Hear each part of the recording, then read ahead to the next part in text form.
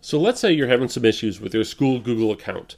Maybe you have certain Google apps that aren't working correctly. Maybe I'm having some issues getting into Zoom or YouTube videos.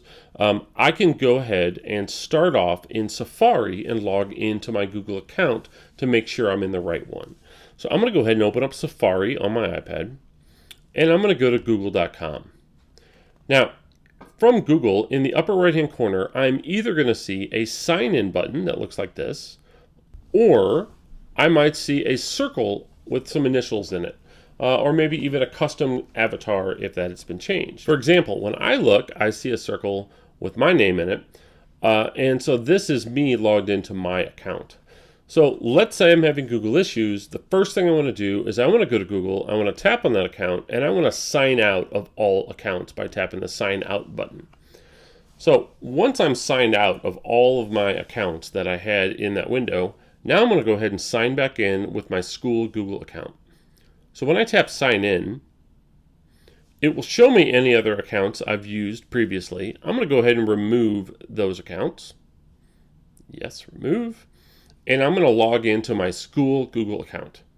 So my school Google account is my username, which can be found on the bottom of my iPad. Normally it is the first 7 letters of your last name, followed by the first initial of your first name, and then you may also have a 01, 02, something like that at the end.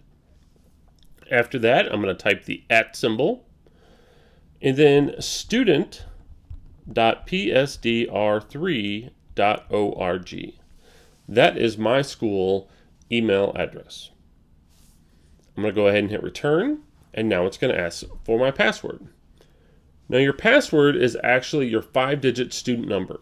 That number can be found on your schedule.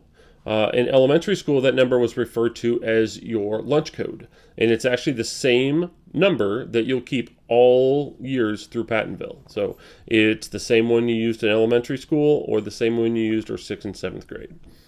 Now, your password is actually your first initial, then your student number, then your last initial. So I'm going to type in my first initial, and then my student number,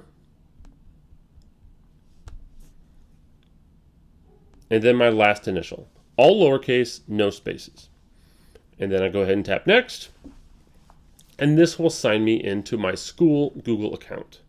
Now I can verify that this is my school account by tapping on the P in the upper right hand corner and making sure it is my student.psdr3.org account. So that will help make a lot of Google things and other things that use our Google login work much better.